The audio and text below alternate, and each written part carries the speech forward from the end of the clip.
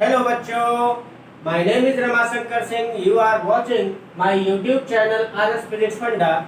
Today I am going to discuss class 11th topic, that is velocity. Velocity क्या है? तो हम लोग जानते हैं, जैसे हमने इसके पहले स्पीड आपसे डिस्कस कर लिया था, स्पीड उसी तरह से वेलोसिटी देखिए, वेलोसिटी इक्वल्स टू होता है displacement upon time, displacement upon time. तो डेफिनेशन अगर हम लोग ध्यान दें, rate of change of displacement, rate of change of displacement, change of displacement या कह दिया जाए यहां rate of change of position, rate of change of position with respect to time, with respect to time in a given direction, in a given direction, किसी specific direction में, fix direction में जो position का change होता है time के respect में, उसको हम कहते हैं वेलोसिटी। यहाँ गिवन डायरेक्शन का मतलब हुआ इट इज वेक्टर क्वांटिटी। ये क्या है? वेक्टर क्वांटिटी है, ये वेक्टर क्वांटिटी है और इसकी भी यूनिट वही है जो स्पीड की यूनिट है। तो यूनिट क्या होगी? डिस्प्लेसमेंट, डिस्प्लेसमेंट मीटर में, टाइम सेकंड में, सो यूनिट मीटर पर सेकंड हो गई। ये तो बहुत ही सिंपल सी बात हुई, लेकिन हम लोगों को डिस्कस करना है इसमें कि कैसे वेलोसिटी में चेंज होता है और उस वेलोसिटी से के चेंज से हम लोगों को क्या क्या चीजें मिल सकती है, ये चीज डिस्कस करना है। अब जैसे वेलोसिटी, स्पीड में हम लोगों ने बहुत सारी चीजें डिस्कस की, उसी तरह से वेलोसिटी में हम एक केवल खास डिस्कस करने चल रहे हैं, instantaneous speed, instantaneous velocity, instantaneous velocity, instantaneous velocity. तो इंस्टैंटेनियस वेलोसिटी क्या है? तो velocity of the object, velocity of the object at any particular instant of time, at any particular instant of time को हम कहेंगे इंस्टैंटेनियस वेलोसिटी। और उसको भी हम वही लिखेंगे, जैसे इंस्टैंटेनियस वेलोसिटी को लिखना है तो यहाँ पर हमने जैसे स्पीड में लिखा था exactly limit delta t tends to 0 delta x upon delta t, this is displacement, this is time, that can be written as dx over dt, means change of velocity, change of velocity। भाई देखिए ये भी velocity है, तो change of displacement per unit time, per unit time, that is instantaneous velocity। तो किसी भी particular instant of time पर, किसी भी time आप देखना चाहेंगे एक particular, तो वो हमारी वेलोसिटी क्या होगी? Instantaneous velocity. हमें इस फार्मूले को याद रखना होगा, v = dx over dt। अब जब वेलोसिटी हमको पता लग गई तो वेलोसिटी में भी चेंज हम पता कर लें, क्योंकि बहुत छोटे छोटे टॉपिक हैं, इस पे हम डिटेल में न्यूमेरिकल डिस्कस करेंगे। तो यहाँ पर हम लोग देखें वेलोसिटी के बाद हम लोग जस्ट डिस्कस करने चल रहे हैं एक्सेलरेशन। ये चूंकि ये सब चीजें 9th में हम लोगों ने डिस्कस कर लिया था, इसलिए इसको बहुत ही नॉर्मल वे में डिस्कस किया जा रहा है। एक्सेलरेशन, एक्सेलरेशन, तो एक्सेलरेशन क्या हो गया? एक्सेलरेशन हो गया change of velocity, change of velocity upon time interval, change of velocity upon time interval. ठीक है, तो चेंज ऑफ वेलोसिटी, तो इसकी भी डेफिनेशन वही होगी कि rate of change of velocity, rate of change of velocity, rate of change of velocity with respect to the time, with respect to the time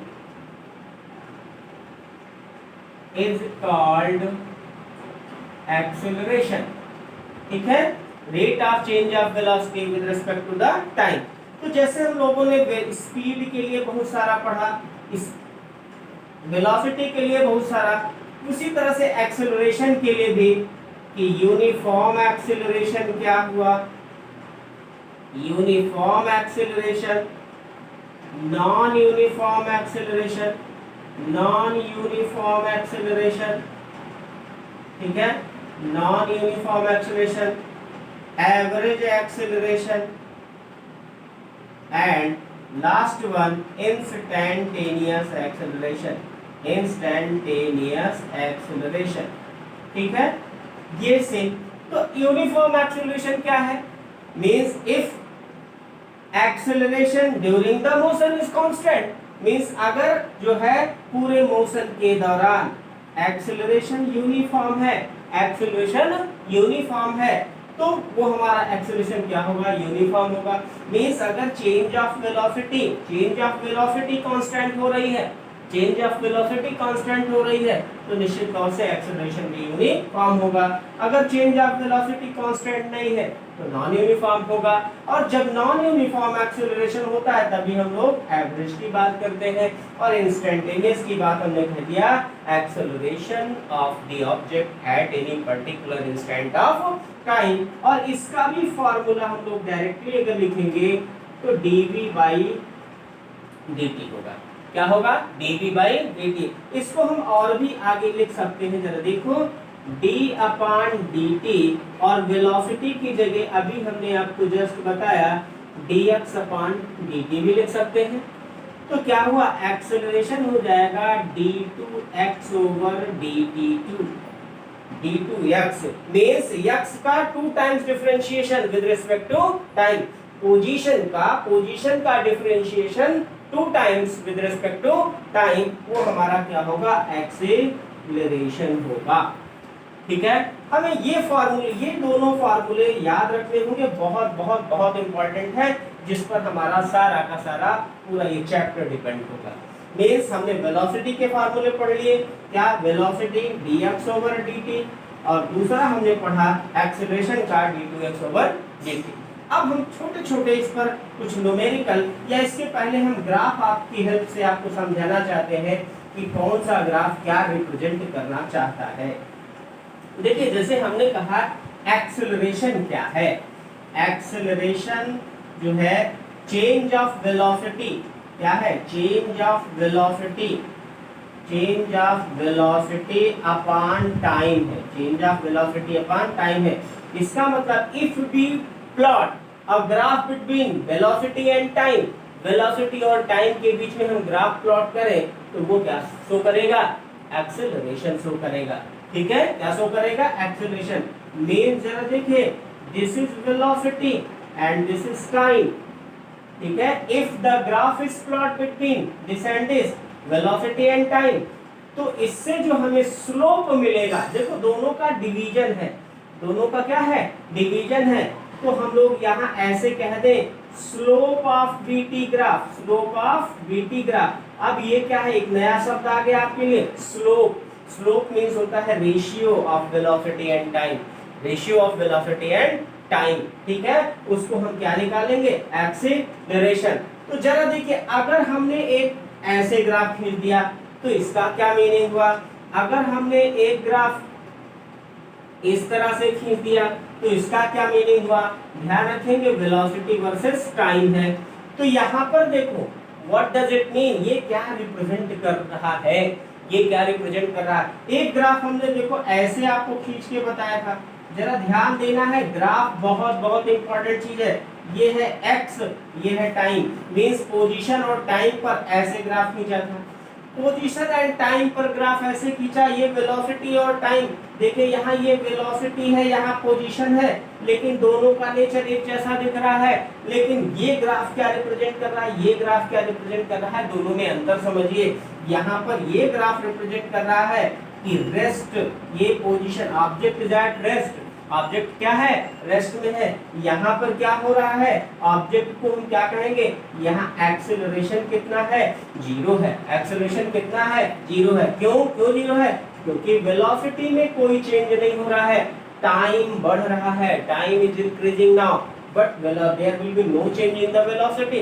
velocity में कोई चेंज नहीं हो रहा है, और वेलोसिटी में कोई चेंज नहीं हो रहा है तो उसको हम क्या कहेंगे, एक्सेलरेशन 0 हो गया। क्या हो गया, एक्सेलरेशन 0 हो गया। इसका मतलब पूरी जर्नी के दौरान कोई भी वेलोसिटी में चेंज नहीं हुआ।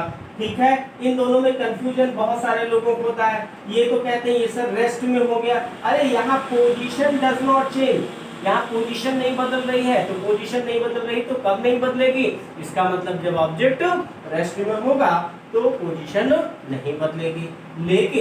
लेकिन यहाँ पर क्या है, object is moving with constant velocity, object यहाँ कांस्टेंट वेलोसिटी चल रहा है।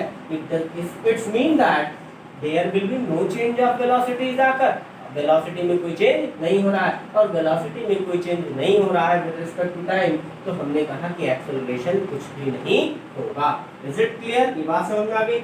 अगर अब यही ग्राफ, मैंने कहा इस ग्राफ का नेचर ऐसा हो गया, तो यहाँ देखो स्ट्रेट लाइन किसमें, वेलोसिटी और टाइम के बीच में, वेलोसिटी और टाइम के बीच में अगर ग्राफ स्ट्रेट लाइन हुआ तो इसको हम कहते हैं यूनिफॉर्म एक्सेलरेशन।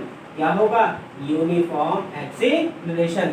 तो स्लोप ऑफ वेलोसिटी टाइम, देखें किसी भी टाइम पर आपको देखें पता करना है इस पर्टिकुलर पोजीशन पर एक्सेलरेशन कितना, तो भैया देखो ये हो गया, और यहां से देखिए इसको इधर ड्रा कर दिया, पहले 0 था, देखिए पहले 0 था, अब इस पर्टिकुलर टाइम पर वेलोसिटी ये हो गई, तो 0 वेलोसिटी थी तो 0 टाइम था, अब टाइम ये हो गया t1 हो गया, और यहाँ पर वेलोसिटी v1 हो गई, तो इसका मतलब वेलोसिटी में कितना चेंज आया वो पता लग गया। इस पर्टिकुलर टाइम पर आपको पता करना है कि यहाँ पर आपने परपेंडिकुलर ड्रा कर दिया और यहाँ पर आपने परपेंडिकुलर ड्रा कर दिया, तो this becomes v2 velocity at time t2। तो देखिए दोनों का आपने क्या निकाला, एक तरीके से दोनों का क्या निकाला, वेलोसिटी अपॉन टाइम, मतलब आपने दोनों को डिवाइड कर दिया, दोनों को डिवाइड कर दिया। तो हमने कहा स्लोप जो है, स्लोप ऑफ ग्राफ जो होता है, वो स्लोप ऑफ ग्राफ यही है कि दो क्वांटिटी जो आपकी दिख रही है दोनों को एक दूसरे को डिवाइड कर दो भाई, डिवाइड कर दो। स्लोप हम लोग कैसे निकालते हैं, ये एंगल पता हो जाए तो tan theta is equal to perpendicular upon base. यहाँ देखो ये परपेंडिकुलर है, ये बेस है, ये परपेंडिकुलर है, ये बेस है, अरे दोनों को डिवाइड कर दिया तो हमारा क्या मिल गया, tan थीटा मिल गया, और इसी से हम एक्सेलरेशन फाइंड कर लेते हैं। ठीक है, ठीक है, ये बात समझ में आ रही है। तो हमको ये ध्यान रखना है कि अगर स्लोप ऑफ बीटी ग्राफ कहे तो हमको समझ लेना है कि क्या निकालना है, एक्सेलरेशन, क्या निकालना है, एक्सेलरेशन। ठीक है, ये बात समझ में आ गई। चलिए ठीक है, अब जरा देखिए हम लोग और थोड़ा सा एक ग्राफ रीड करते हैं कि कैसे हम लोग इसी को थोड़ा सा चेंज कर दें। अगर यहाँ पर हमने यहाँ पर ये कर दिया, देखिए भाई ये x कर दिया मतलब पोजीशन, और ये टाइम कर दिया, ये पोजीशन और टाइम का ग्राफ कर दिया, पोजीशन और टाइम का ग्राफ कर दिया।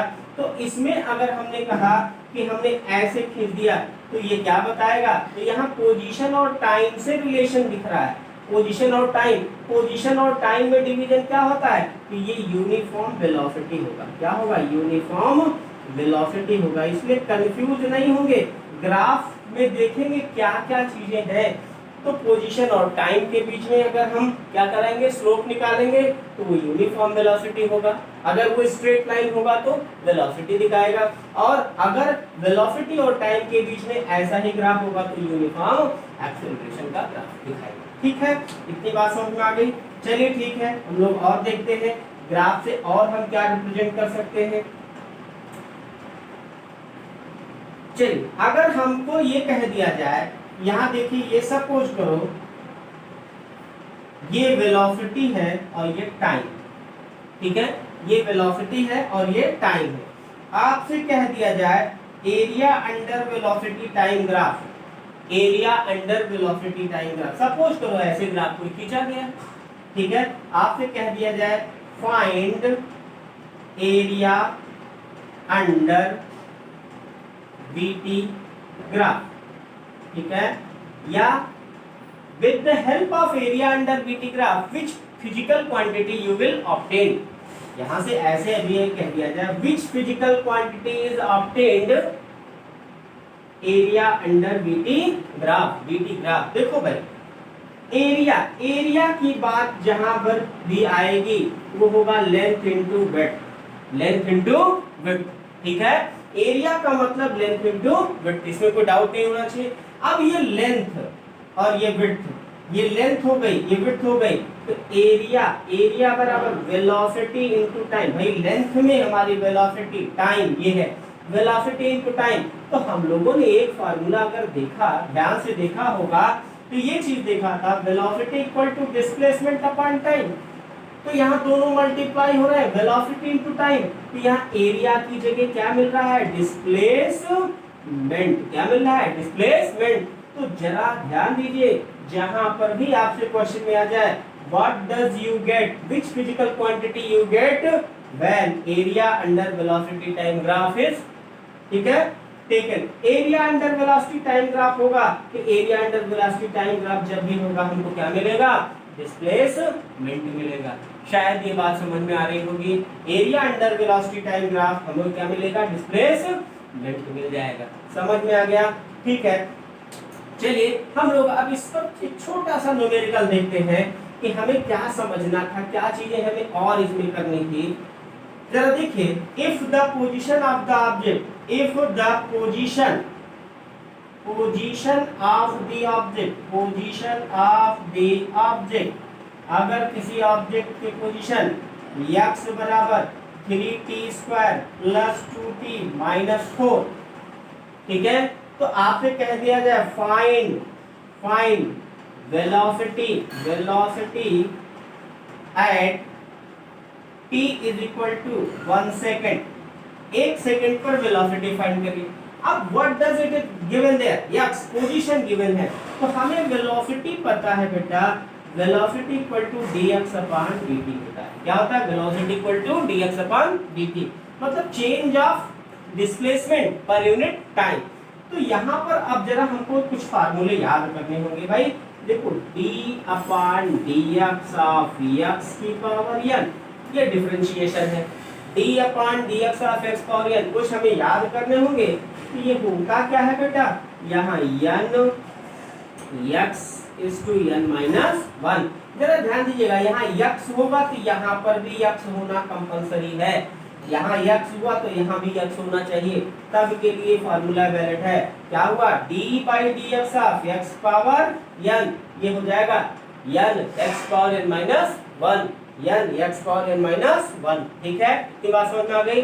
चलिए तो उसी से हम हेल्प लेते हैं और निकालते हैं। देखिए b बराबर dx/dt, तो यहाँ d/dt और x के प्लेस पर ये वैल्यू हमें पुट कर देनी है। चलिए पुट कर दीजिए, 3t² + 2t - 4, ठीक है। एक बात और यहाँ समझ ले, d/dx ऑफ कांस्टेंट, कोई भी कांस्टेंट टर्म होगा तो उसका डिफरेंशिएशन 0 होता है। d/dx of any constant term that is 0 के बराबर होता है। तो ध्यान रखना, जितनी भी न्यूमेरिकल वैल्यू होंगी वो कांस्टेंट होती हैं, तो उनका डिफरेंशिएशन 0 होता है। तो जरा यहाँ पर वेलोसिटी हमें निकालनी है। कब निकालनी है, t = 1 सेकेंड पर। पहले डिफरेंशिएट कर लो, तो यहाँ देखो क्या हो जाएगा, 3 को पहले कर लिया, d/dt ऑफ t² हो गया, प्लस 2 को पहले कर लिया, d/dt ऑफ t⁻1 हो गया, -4, ठीक है। तो या ऐसे कर ले, d/dt ऑफ, ठीक है। यहाँ अगर ऐसे भी कर सकते हैं, जरा इसको देखिए, यहाँ हम कुछ नहीं, देखो यहाँ t⁻2 है, t⁻1 है, यहाँ हम t⁻0 भी तो लिख सकते हैं। हाँ बिल्कुल लिख सकते हैं। तो ऐसे लिखते हैं d/dt ऑफ t⁻0। अरे भाई t⁻0 की वैल्यू क्या होती है, t⁻0 बराबर 1 होती है। किसी की भी पावर 0 हो वो कितना होती है, 1। तो इस फार्मूले को हम यूज करें, d/dx ऑफ दिस, तो इसका यूज करें तो यहाँ क्या हो जाएगा, देखो पावर को पहले 3 इंटू ये पावर 2 है और t⁻2 से 1 कम हो जाएगा, प्लस यहाँ देखो 2 और यहाँ पावर 1, तो टी की पावर 1 माइनस 1 हो जाएगा, -4 और इंटू 0 टी की पावर 0 माइनस 1 हो जाएगी। ठीक है, तो ये वैल्यू तो ऑलरेडी 0 हो गई, ये वैल्यू तो 0 हो गई। यहाँ बचा कितना, यहाँ बचा कितना, इसको ध्यान दे लीजिए। ठीक है, इसको देखिए हम ऊपर लिख रहे हैं, यहाँ बचा कितना, इसको निकाल लेते हैं। देखिए तो क्या हो गया, velocity is equal to 6t, भाई 2 में से 1 गया, प्लस 2, यहाँ देखो t की 1 माइनस 1 0 हो गया, और माइनस 0 तो यहाँ 0 हो गया। ठीक है, वेलोसिटी इक्वल टू हो गया 6t प्लस 2। अब कह रहा at t is equal to 1, t is equal to 1 second, तो यहाँ देखो v is equal to 6 into 1 plus 2 that is 8। ठीक है, अगर मीटर पर सेकेंड है जो भी है 1 सेकेंड, तो हमको ये पता लग गया कि वेलोसिटी 1 सेकेंड पर कितनी थी, 6 मीटर पर सेकेंड हुई। या कह दिया इनिशियल वेलोसिटी क्या थी, इनिशियल वेलोसिटी क्या थी, तो इनिशियल वेलोसिटी अगर कह देगा तो t इज इक्वल टू आप क्या रख देंगे, 0, तो t इज इक्वल टू 0 रख देंगे, तो क्या निकल जाएगा आपको, t की जगह 0 रख देंगे, केवल 2 मिल जाएगा। इतनी बातें समझ में आ गई होंगी। चलिए एक छोटा सा न्यूमेरिकल और देख लेते हैं, बहुत ही सिंपल सा न्यूमेरिकल। कल हम लोग जब आएंगे तो कुछ टिपिकल न्यूमेरिकल के साथ आपसे डिस्कशन होगी। आज पहले बहुत बेसिक सा हम लोग समझ ले। मींस सेकंड न्यूमेरिकल है, second numerical, if x equal to 6t cube plus 2t square plus 4, find velocity at t is equal to 2 second. चलिए ठीक है, 2 सेकेंड पर वेलोसिटी। फिर अगेन वही देखिए, कुछ चीजें ध्यान देने वाली हैं, बहुत आसानी से। वेलोसिटी dx ओवर dt होगा।